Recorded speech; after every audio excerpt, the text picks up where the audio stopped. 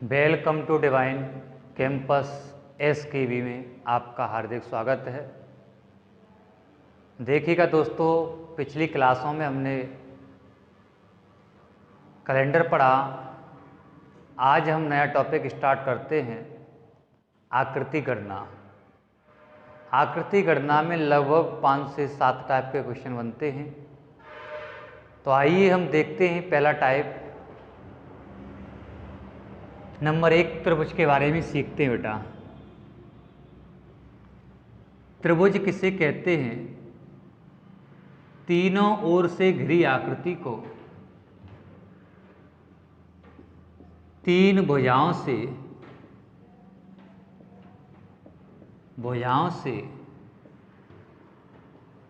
घिरी आकृति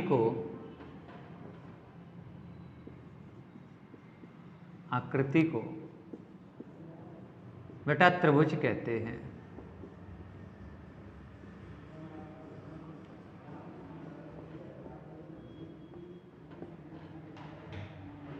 बेटा ट्रायंगल की अगर हम बात करें तो यहाँ जैसे ए बी सी एक ट्रायंगल है। बेटा यहाँ से अगर हम एक त्रिभुज दिखाई दे रहा है, इस पर हम लंब डाल दें, ये हमारा शीर्ष है और ये बेटा हमारा बेस है, आधार है। इस पर हमने रेखाएं डाल दी तो कितने ट्रायंगल बनेंगे? तो देखना, जब एक ही शीर्ष और एक ही आधार हो, इस पर तमाम रेखाएं खींची जा रही हों, तो सबसे पहले हम इनमें नंबर डालते हैं। नंबर डालने के बाद इन सब नंबरों को आपस में जोड़ देते हैं। जैसे यहाँ हम देखें बेटा, ए वाली आकृति ले लें, यहाँ से हटा दें ये वाली, ए से ओ दे रहा हूँ, ए ओ बी, और यहाँ दे दूँ बेटा ए ओ और बेटा ये सी। इन दोनों आकृतियों को आपस में लेके आएंगे तो बेटा यही कुछ आकृति बनेगी। तो यहाँ दिखाई दे रहा है एक ट्रायंगल ए बना और एक ट्रायंगल ए बना, बेटा कितने हो गए? 2। इन दोनों को आपस में मैंने जोड़ दिया तो इनके बिन्ने से एक सर बड़ा वाला बन गया। तो ट्रायंगल कितने बने गए बेटा? 3 ट्रायंगल बने गए। तो कहने का मतलब है दोस्तों, जब एक ही शीर्ष और एक ही आधार हो तो सबसे पहले हम नंबर भरते हैं, इन नंबरों को आपस में ऐड कर देते हैं। तो यहाँ एक ही शीर्ष था, एक ही सर आधार था, तो नंबर डाला 1 और 2। तो यहाँ से 2 और 1 ऐड किया तो सर आंसर कितना आएगा? 3 निकल के आएगा। आइए हम आगे नेक्स्ट क्वेश्चनों की प्रैक्टिस करते हैं।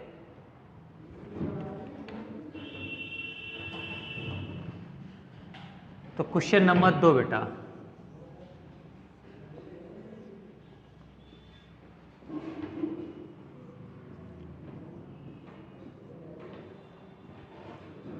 दी गई आकृति में कितने त्रिभुज होंगे?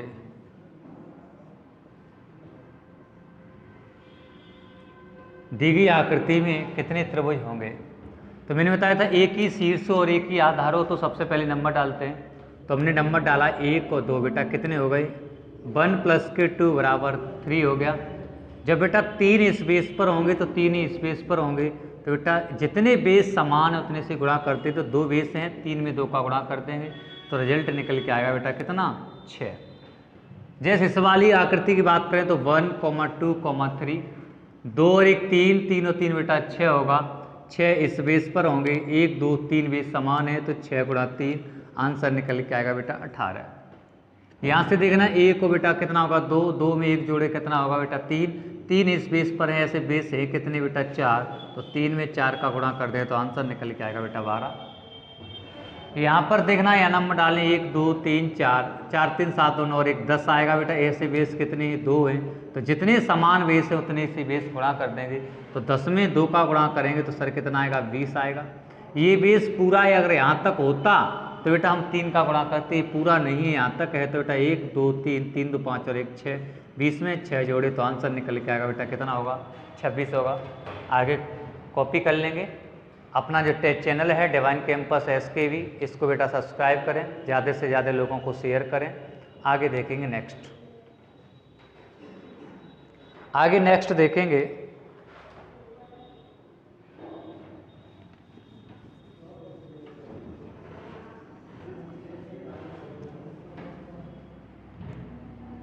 अगला क्वेश्चन देखेंगे, क्वेश्चन नंबर 6। क्वेश्चन नंबर 6 में कुछ इस तरीके से दिया गया है।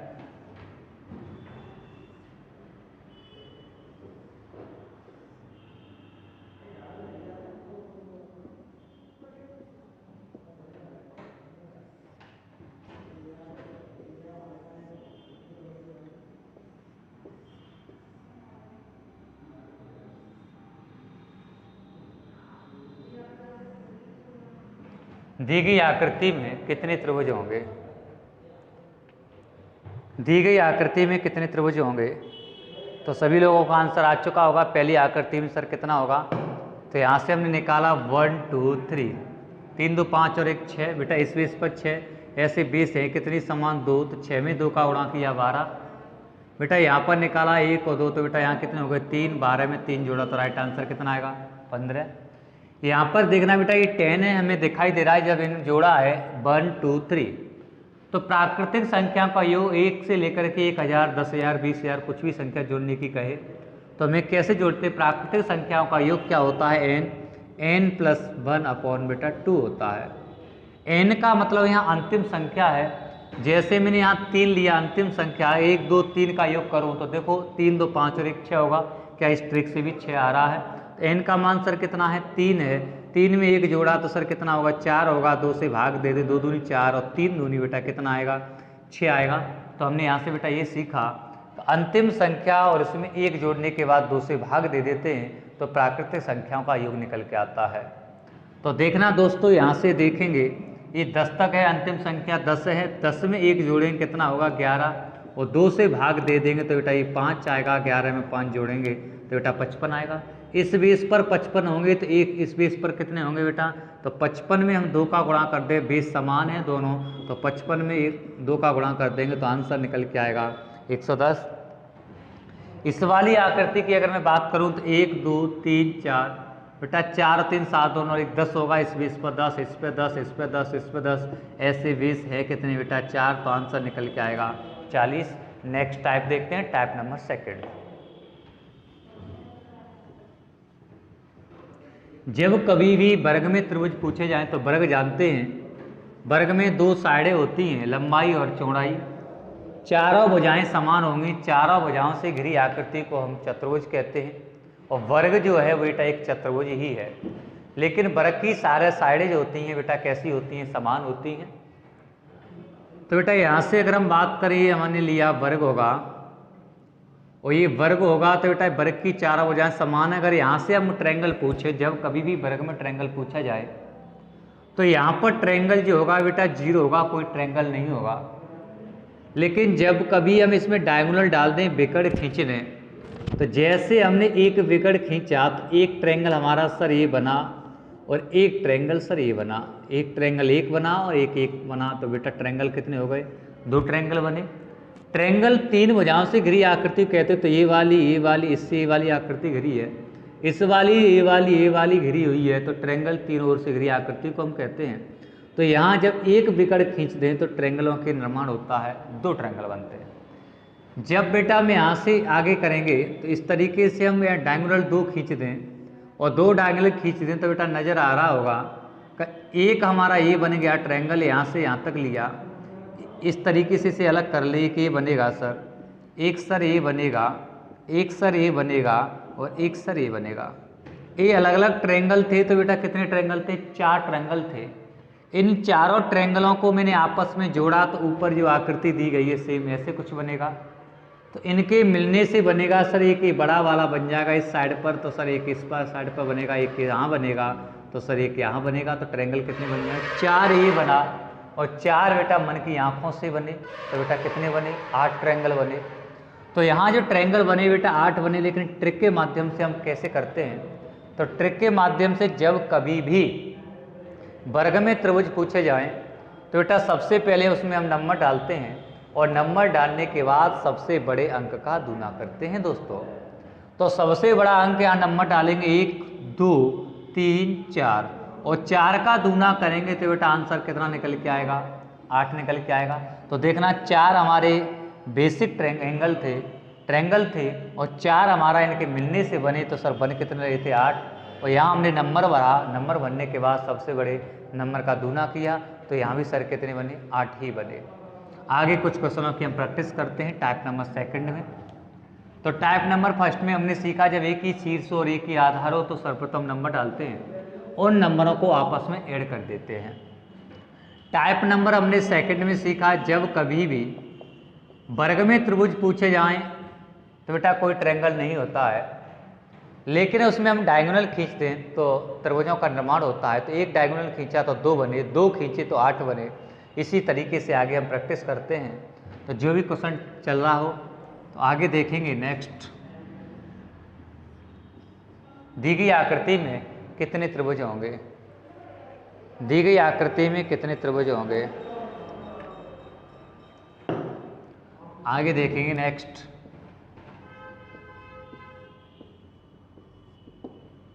दी गई आकृति में कुल कितने त्रिभुज होंगे?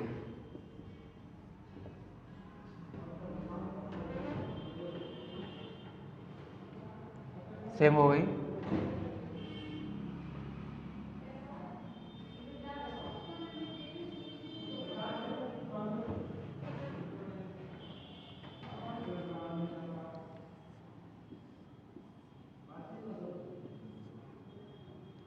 दी गई आकृति में कितने त्रिभुज होंगे?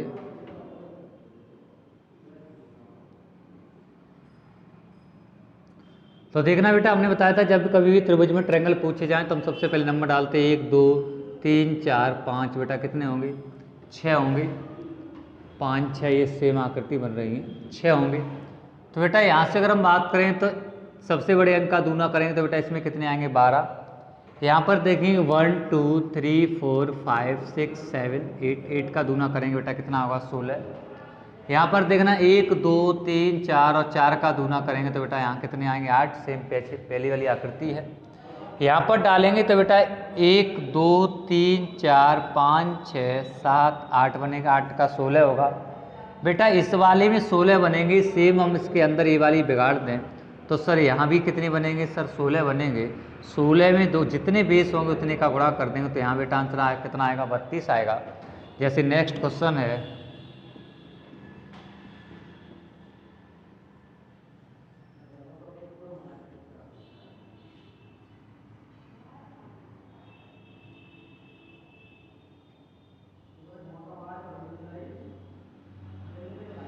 दी गई आकृति में कितने त्रिभुज होंगे? तो बेटा ये 8 1 2 3 4 5 6 7 8। 8 का दूना करेंगे 16।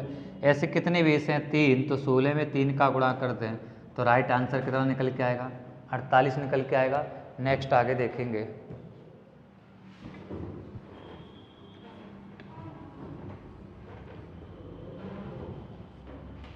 आगे देखेंगे type number third. Type number third में हम पढ़ेंगे बेटा आयत निकालना। आयत निकालना, दी गई आकृति में वर्ग निकालना, दी गई आकृति में चतुर्भुज निकालना। तो आप लोग जानते होंगे कि आयत क्या होता है। आयत की आमने सामने की भुजाएं समान होती हैं। ये वाली भुजा इसके समान होगी, ये वाली भुजा इसके समान होगी। वर्ग की अगर मैं बात करूं तो वर्ग की चारों भुजाएं समान होती हैं। ये चारों भुजाएं समान होती है, इसे हम वर्ग कहते हैं। वर्ग और आयत दोनों देखे जाएं तो दोनों को हम जोड़ लें तो सर ये चतुर्भुज के अंतर्गत आता है। तो चतुर्भुज में हम आयत और वर्ग दोनों को जोड़ दें, ये चतुर्भुज के बराबर होगा। तो देखना दी गई आकृतियों में कैसे हम निकालते हैं चतुर्भुज क्या होगा, वर्ग क्या होगा। तो देखते हैं क्वेश्चन नंबर 1 से। अगला टाइप थर्ड है। तो बेटा क्वेश्चन नंबर 1 देखेंगे। दी गई आकृति में कितने आयत होंगे? समझते हैं। तो आयत की अगर मैं बात करूं तो ये वाला यहाँ से ले लो, यहाँ से ये वाली चीज़, तो बेटा एक आयत बन गया। एक यहाँ बना है तो सर एक यहाँ से ऐसे ले लूँ तो सर एक आयत ये बन गया। कितने हो गए? 2 बन गए। यहाँ से ले लूँ तो बेटा एक आयत ये बन गया, 3 बन गया। एक इधर ले लूँ तो बेटा कितने बने गए? आयत बने बेटा कितने? 4। अभी समझाएंगे हम ट्रिक के माध्यम से। पहले कॉन्सेप्ट को समझें बेटा, चैनल को सब्सक्राइब करें। बेटा यहाँ से अगर हम बात करें आयत 4 होंगे। अगर हम वर्ग निकालना हो तो वर्ग कैसे निकालते हैं? ये पंक्तियाँ हैं, इनमें हम नंबर भरेंगे, स्तंभ है इनमें हम नंबर भरेंगे। नंबर भरने के बाद पंक्ति का अंतिम और इसका लास्ट, या ऐसे कर सकते हैं, या यहाँ देखना बेसिक से हम करेंगे तो बेटा एक हमारा ये बन रहा है, एक ये बन रहा है, इस तरीके से ये वर्ग थे। इन वर्गों को बेटा अलग अलग रखा गया है, तो एक वर्ग 2 3 बेटा कितने हो गए, 4 हो गए। इन्हें आपस में जैसे मिलाया तो एक बड़ा बन गया, तो वर्ग कितने बनेंगे बेटा, 5 बनेंगे। इन दोनों को जोड़ लें तो बेटा चतुर्भुज हमारे कितने हो गए, 9 हो गए, क्योंकि अभी अभी हमने बताया था चतुर्भुज के अंतर्गत वर्ग और आयत दोनों शामिल होते हैं। देखना दोस्तों, इसी को हम ट्रिक के माध्यम से करें तो ट्रिक के माध्यम से, यहाँ तो छोटा है बेटा इसलिए कर सकते हो, जब क्वेश्चन लेंथी आएगा तब हम कैसे कर पाएंगे, हमें जल्दी से कैलकुलेट करना है। तो बेटा यहाँ से अगर हम बात करें तो यहाँ वर्ग निकालेंगे तो बेटा सबसे पहले नंबर भरेंगे, कॉलम 1 2 आगे होता तो आगे डालते चले जाते, ऐसे ही यहाँ पर होता आगे तो आगे डालते चले जाते, 1 2 इसका अंतिम गुणा करेंगे, 2 का 2 में गुणा करेंगे तो 4 होगा बेटा, 1 का 1 में गुणा करेंगे तो 1 होगा, तो वर्ग कितने निकल के, देखो यहाँ से भी 5 है और यहाँ से भी 5 है। जब कभी भी हमें चतुर्भुज निकालना हो तो चतुर्भुज निकालने के लिए हम क्या करते हैं बेटा, इनका पंक्तियों को सभी का सम कर लेते हैं और स्तंभ का सभी का सम कर लेते हैं, इन दोनों को आपस में गुणा कर देते हैं। तो इसका सम करेंगे तो 2 + 1 बेटा कितना हो गया, 3 हो गया। तो यहाँ सम करेंगे 2 + 1 तो बेटा यहाँ कितना हो गया, 3 हो गया। 3 में 3 का गुणा कर दें तो बेटा कितना आ गया, 9। तो ये तो चतुर्भुज निकल के आ गए। चतुर्भुज 9 है, वर्ग 5 हैं बेटा, चतुर्भुज में से हम वर्ग घटा दें तो आयत हमारी निकल के आएंगे, 9 में से 5 गया तो बेटा आयत कितने होंगे बेटा, 4 होंगे।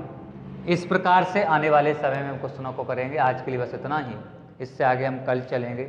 धन्यवाद। चैनल को सब्सक्राइब करें। आगे यूपी पुलिस की जो भी भर्ती आ रही है इसके लिए हम जल्द ही सिलेबस लेके आएंगे। धन्यवाद।